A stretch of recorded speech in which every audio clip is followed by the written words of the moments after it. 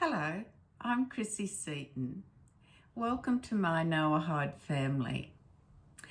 Today, I'm rather saddened to have to do this video, but it has been on my mind for some time, and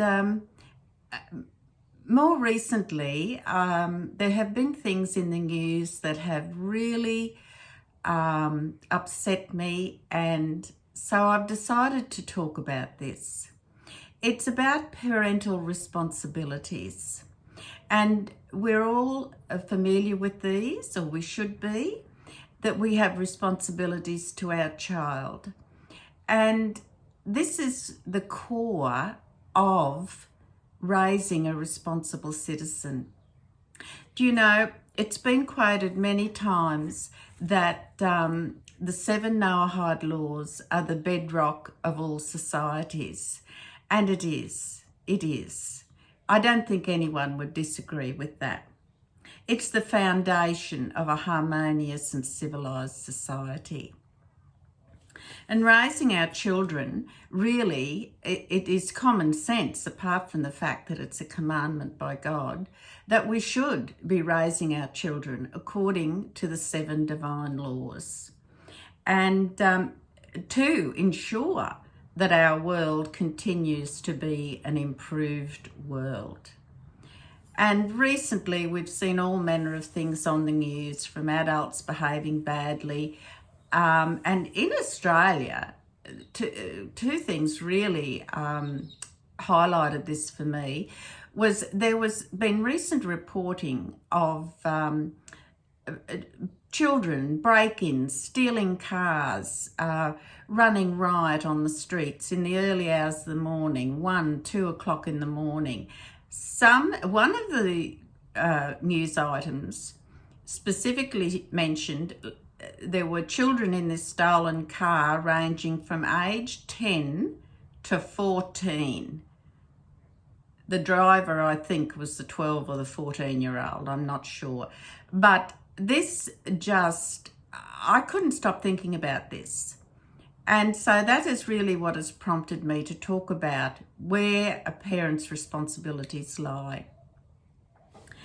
And the question, I guess, when I heard this report about these children, this has happened more than once, incidentally, that there have been children younger than 14 involved in crime. But how does this happen? What role do the parents play in this? And where does responsibility begin and end with the parents? So why are children doing this at a school age? And do they not know that this is wrongful behaviour and that there will be consequences? We have to ask ourselves that, don't we? And the role and the responsibility of the parent, I always believe, begins in the womb. And so that's before birth, before the baby even gets to the cradle stage. So, and this is where society begins. This is where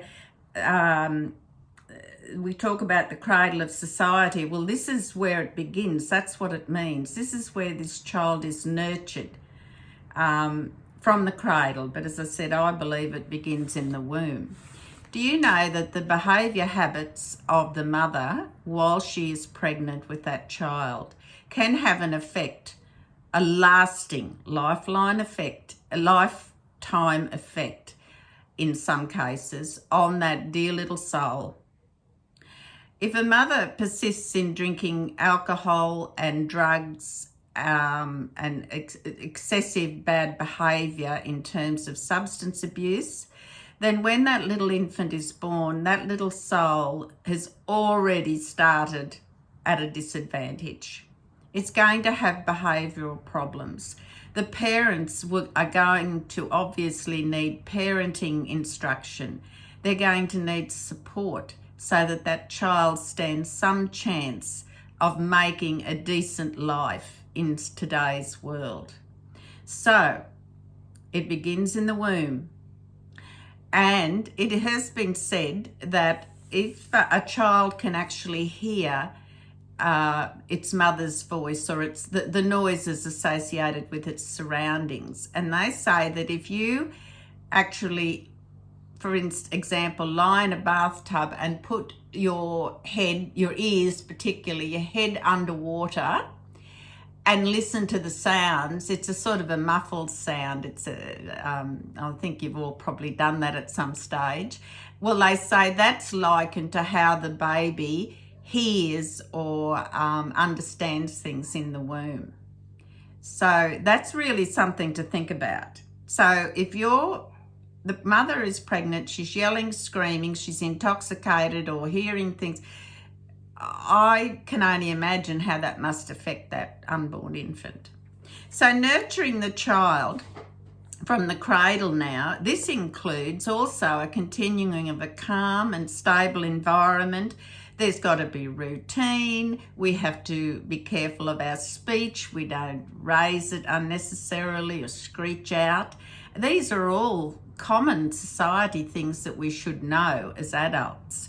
And a child, a little baby, needs a routine. It's going to cry when it's hungry. It can't wait another 2 hours. It's, mum and baby become a partnership in that child's future, as well as the father, of course, but particularly the mother. So you have to begin setting little guidelines at a very early age.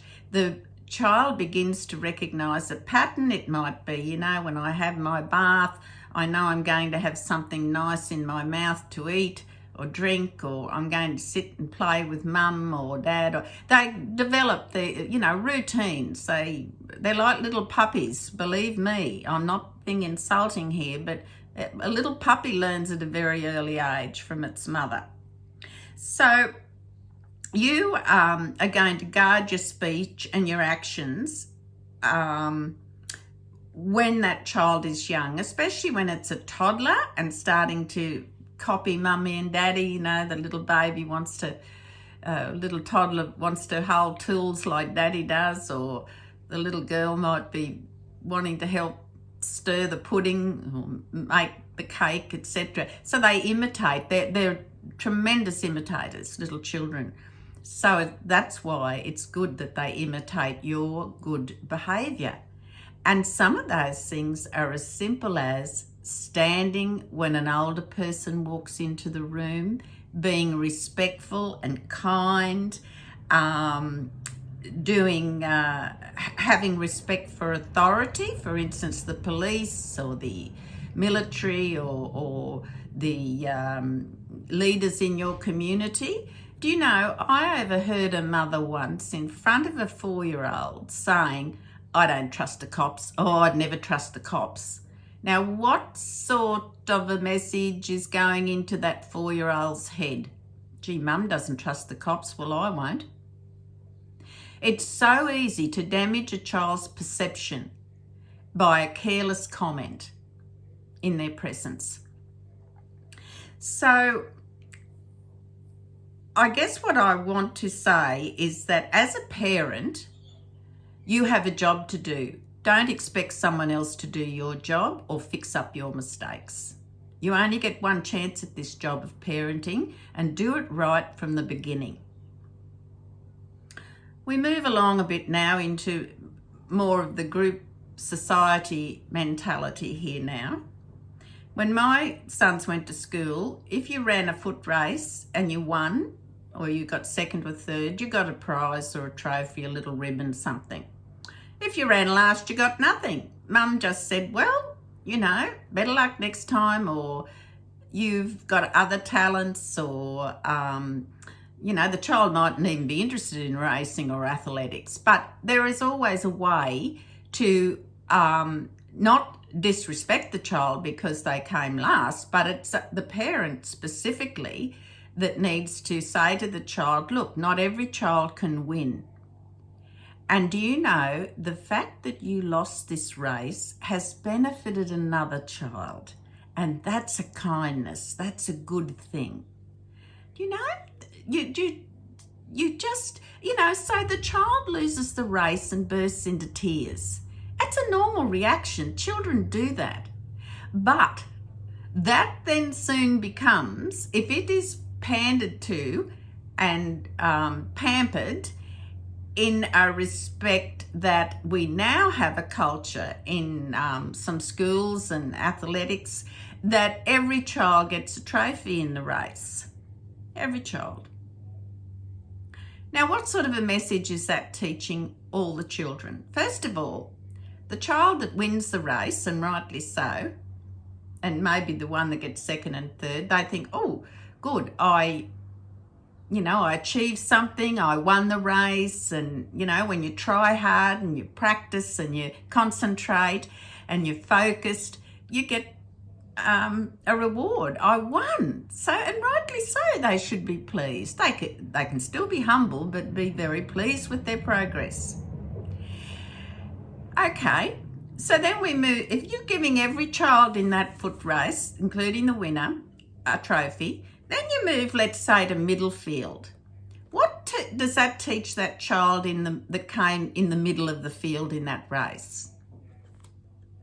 Oh, well, doesn't matter. I'll just coast along, I'll still get a trophy anyway. I didn't lose, didn't win, mediocre. Do you see where I'm coming from? Then we go to the last in the field, the child that burst into tears and disappointed that he didn't win or she didn't win. Giving that child a trophy, what does that say? Oh, I cried and I got upset, but, I got a trophy, or I won't be upset now because I'm getting a trophy. I'm just like everybody else. I'm entitled to a trophy too, the same as the winner. So what I'm trying to illustrate here is, first of all, you haven't done any favours for the winner, because the winner's thinking, well, I don't have to improve anymore. This is the status quo. I'll just win anyway because everybody else is getting a prize. What's special about my achievement? The child in the middle field thinks, well, I'll just coast along like this, easy breezy. No worry. Still get a trophy, still get rewarded. I'm entitled to it. Then the child that comes last in the field, well, yeah, I'm entitled to it. I participated. I'm entitled to the same piece of pie as the winner gets. I'm on equal terms.